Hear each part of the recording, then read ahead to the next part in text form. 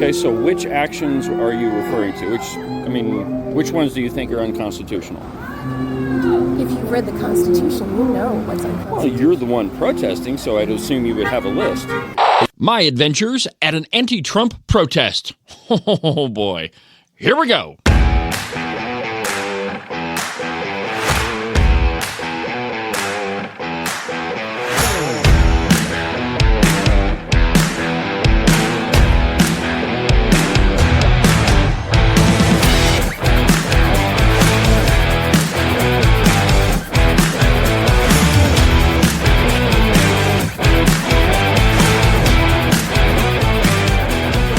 They're just so angry.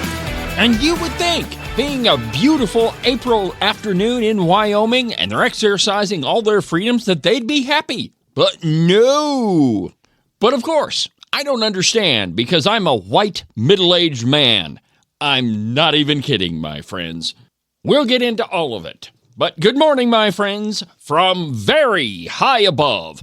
All the puerile and insipid, perfidious forms of Wyoming mainstream media, this is Cowboy State Politics. I, of course, am your illustrious host, David Iverson, firmly ensconced behind the silver Cowboy State Politics microphone and broadcasting to you from the base of the Bighorns at the Cowboy State Politics studio in Sheridan, Wyoming. Good morning, my friends, and welcome to the program. Happy Monday. Reports flooded into Cowboy State Politics headquarters on Sunday. From most corners of the state and other far-flung places in Wyoming, I heard stories all day yesterday about fizzled protests that happened. Now, I say fizzled, not because they didn't happen, they absolutely did, but because in most cases, they were about half the size as the last protest. To the Wyoming Turkey Vulture, the Wyoming Tribune Eagle. In an article entitled, "Hundreds Gather Again in Cheyenne to Protest Trump Administration's Actions." And I quote, "Local resident Joe Ramirez had been organizing protests in front of the Wyoming State Capitol since Donald Trump became president for the second time in January, and they continue to gain both traction and attention. On Saturday, an estimated 200 to 300 people showed up to protest the actions of President Trump and Wyoming state lawmakers. Quote, we're getting people together who probably don't think they have a voice anymore, and so I'm trying to provide them a voice so they can get comfortable in spreading that voice," Ramirez said. At the No Kings protest on Saturday, Ramirez assembled several speakers to share their perspective with the attendees. He said they tried to get a diverse set of speakers from different political party affiliations and different generations. End quote. Interesting that the only speakers that the article mentions are Democrats. Of course they are. But it's interesting that the protests aren't gaining steam, according to the Wyoming Tribune Eagle. In an April 7th article entitled, "More than 300 Participate in Hands-Off Protest at the Wyoming State Capitol." Quote, Cheyenne resident April Clark stood in the thick of a 300-person crowd at the state capitol on Saturday, holding a sign that said, quote, "My kids will know I did not sit quietly," end quote. Clark said she's worried about the direction of the Trump administration is steering the country in ostracizing of communities, particularly the LGBTQZXPWDS Americans, amid massive governmental cuts. Quote, "I know all the work that the Department of Ed does for special education," Clark said. "I've got 2 little kids and I'd like them to live in a positive place," end quote. Window dressing on a sinking submarine. Notice that the April 7th piece in the Wyoming Turkey Vulture says the crowd was in excess of 300. This time around, only 2 to 300. So the protests are neither growing nor are they gaining any steam. And frankly, anecdotal reports from Cheyenne suggest that the protest wasn't really anywhere close to those numbers anyhow. It was just kind of there. Both times. As for the protest in Sheridan, this weekend's wasn't anywhere close to the April 5th event. On Saturday, there were no more than 75 people down on Grinnell Plaza. Having nothing else to do, I took up residence at a park bench right across the street. My time down on Main Street was, shall we say, enlightening. If I had to characterize all the signs at the event, I would say that nobody down there knew exactly why they were protesting. Evidently, it was just a convenient time to protest. Perhaps the most prevalent sign at the event is some iteration of "No Kings." There were a few of them that said "Hands off DEI," and more than a couple of them that were clearly made at a print shop featuring the socialist fist, and they read "Resist Fascism." Ironic when you think about it, because there's been more than a couple of actual fascists that made prolific use of that fist in their messaging. After taking a whole bunch of pictures of the event, 2 women crossed the street to stand directly in front of my park bench. Their sign contained the revelatory phrase of "The Founding Fathers wrote our Constitution." Wow, no kidding. As the view from my park bench was now obstructed, I thought I should just strike up a conversation with my new friendly protesters. I pointed out a couple of signs referring to the MS-13 gangbanger that was deported to El Salvador, and asked them why they are crying for due process for an illegal alien, but they said nothing about all of the January 6th prisoners. Here's how the conversation went after that. And keep in mind, we'd only been talking about 30 seconds or so. Evidently, this is what happens when you expose a giant contradiction in what a protester is saying. They were brought to America and given due process. Okay, so first, I'm not swearing at you. I am upset that you don't think that you think somebody like them, it's okay that they have due process, but you don't No. want due process for someone who came over asking for asylum? So let me ask you another question. So do all of the people who were held for over a year without trial in solitary confinement, did they deserve due process? They got due process. Oh, after Everybody a year who in was involved solitary. in the January 6th insurrection got due process. Yeah, except for that whole speedy trial thing.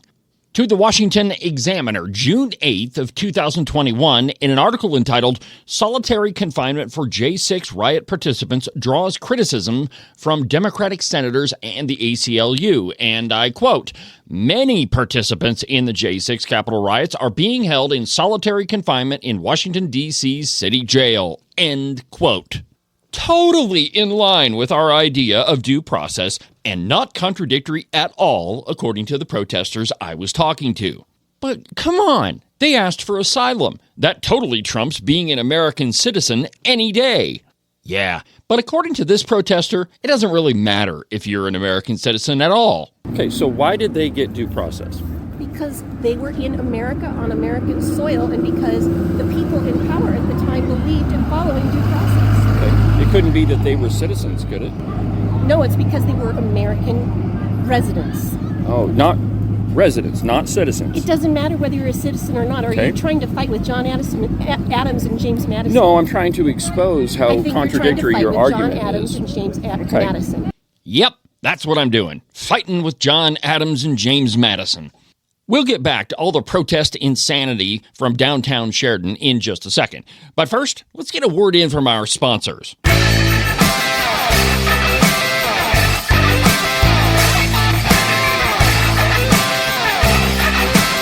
Today's installment of Monday Reload is brought to you by the Buffalo Wool Company. We're in that strange place right now, where one day it's cold and the next day it's about 80 degrees. While most of us have a variety of coats that we could put on for pretty much any type of weather, but rarely do we think about our feet, and you should. Get a pair of socks from the Buffalo Wool Company. They'll keep your feet nice and toasty warm on the coldest of spring-ish days, and they'll keep you cool and dry in the summer. They're your all-weather type of sock. To get you a pair, go to their website, thebuffalowoolco.com. Trust me, you won't be disappointed.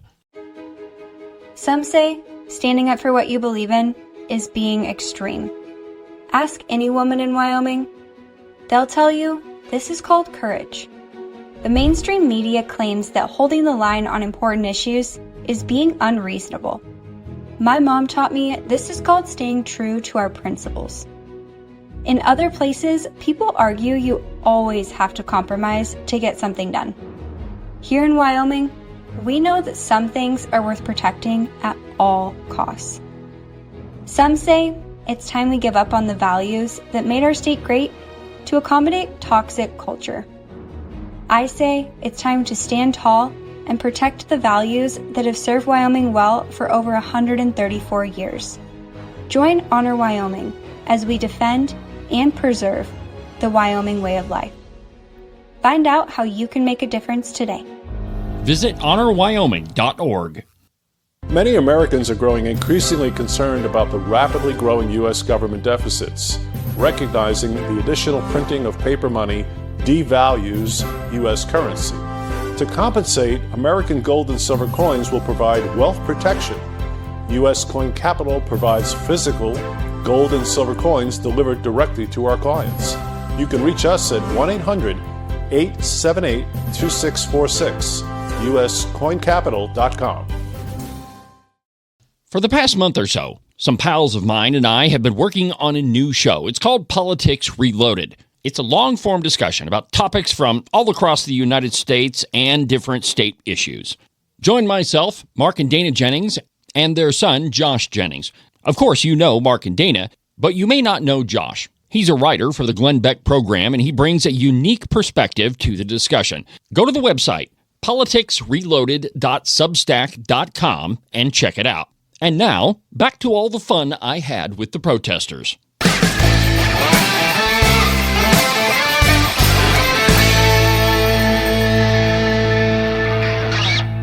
Does everybody remember this moment with Ben Shapiro? I'm saying that the Boy Scouts have a standard. You must be a biological boy to be a Boy Scout. You have to be a boy to be a Boy Scout. In the name Boy Scouts. I kind of had my own version of that at the protest. I'll respect you when you respect our due process rights. I do. I'm just asking you to Because define you see why that an people MS-13 gang member designated MS-13 who's not a citizen don't have due process rights. because he's not a citizen. They do. They do. Because the Fifth It doesn't Amendment matter. exists. So the You get fifth, due process If you don't to want to you live get under due our process Constitution, to- you can leave our country. Due Well- process is about so why don't I covering have a right to everybody stand here. here and question you? You just said Oh, I should leave you your are. country. You're am I Fine. not question? Am I not responding? You are. Yeah. Because he's not a citizen. Protesters who think they're constitutional scholars. I love it. Now, admittedly, due process is kind of a murky area of the law, and there have been lots of cases in the Supreme Court surrounding it. However, one thing is pretty clear. If you're not a U.S. citizen, you don't have solid constitutional rights to due process. From the website constitution.congress.gov, which is entitled Constitution Annotated, Analysis and Interpretation of the U.S. Constitution, Amendment 5.6.2.3, Removal of Aliens Who Have Entered the United States. And I quote, "The Supreme Court's jurisprudence indicates that although aliens present within the United States generally have due process protections, the extent of those constitutional protections may depend on certain factors, including whether the alien has been lawfully admitted or developed ties to the United States, and whether the alien is engaged in specified criminal activity, like being a member of a violent criminal organization called MS-13. It's possible that there's a reason why I'm having difficulty understanding the logic, or as the case may be, illogic of these protesters. It could be that I'm just a middle-aged white male. we are in a dictatorship now. Are we now? Whether Explain- you recognize that or not. Okay, and so it's why- going to affect you one day, even though So- you're a white middle-aged male. It will affect you one So day. why does being a white middle-aged male have anything to do with the conversation? Because you get away with everything that the rest of us do not. Eureka! Watson, I believe she's uncovered it. The root of all of our problems is us middle-aged white men. Positively stupid. There is one other exchange I had with the protesters that I want to play for you. This one absolutely exposes how uninformed and frankly uneducated a lot of these protesters actually are. And truthfully, a lot of it revolves around a lack of curiosity and confirmation bias. If you want to believe that Donald Trump is a Nazi and that he has put Nazi sympathizers in his administration, then it's pretty easy for you to believe that the Secretary of Defense has a Nazi tattoo. After all, he's got a whole bunch of other tattoos. Why wouldn't he have one of those? And why this even came up in the conversation is bizarre in and of itself, but really what was happening is an attempt to discredit all of my arguments and expose me as the Nazi sympathizer that she apparently thinks that I am. I am, after all, a middle-aged white man. Gang members who come here from, say, They have to be Venezuela. proven to be MS-13 Where's gang the due members process through due that process. shows that they are gang members? So have you seen the tattoos on his Instead of knuckles that just say not Have you MS-13? seen the tattoos on our current Secretary of Defense, which are white supremacist tattoos? How are they white supremacist tattoos? Everybody knows what the Just Deuce use Bolt Google. tattoo means. So if it says "We the People," that's white supremacist? Everybody knows what the Deuce Bolt tattoo means. So what does that mean? It was used by the Nazis. So where can you say? And yet, I'm okay with the fact that he was made Secretary So does he of have Defense. that tattoo? Yeah, he does. Really? On which arm? I haven't ogled him. Perhaps you have. See, now there you go being disrespectful again. I love it. The truth is that Pete Hegseth does have a Deuce Vault tattoo. He does not, however, have a Deuce Bolt tattoo. One of those absolutely is a Nazi tattoo, the Deuce Bolt. And I'm sure we've all seen pictures of this one. It's the Lightning Bolt SS tattoo. You see that one on somebody, and you know instantly, yep, they're a Nazi. And because our not-so-friendly neighborhood protester desperately wants to think that there are Nazis in Donald Trump's administration, and because she is suffering from a complete and utter lack of curiosity, to actually look up and find out the truth, it makes perfect sense to her that, yeah, Pete Hegseth does have that tattoo. But it's pretty clear that she never looked into if he actually has that tattoo or not. She's just parroting what some other person that suffers from Trump derangement syndrome told her. The truth is that Pete Hegseth does have a tattoo that says Deuce Vault with a V. That's Latin. It means God will it. There's a piece in the New York Post entitled "The Tattooed Secretary of Defense. Here is all of Pete Hegseth's ink and what it means." I've put a link to it at cowboystatepolitics.com if you're curious enough to see what tattoos the head guy at the Pentagon actually has.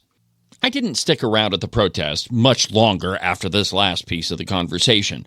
Really, I can only stand so much Trump derangement syndrome. And obviously, I had my fill of it on Saturday. Well, that'll do it on today's installment of the program. Have a good week, and we'll talk again on Wednesday. Make sure that you subscribe and follow the program. That way you can be notified every single time there's a brand new episode of Cowboy State Politics. You can do that from the website, cowboystatepolitics.com, or anywhere that you get your podcasts. And while you're there, make sure that you give me a 5-star rating. That really helps with all the SEO Google search stuff. For now, from the base of the Bighorns at the Cowboy State Politics Studio, I'm David Iverson, and this is the one and only Cowboy State Politics.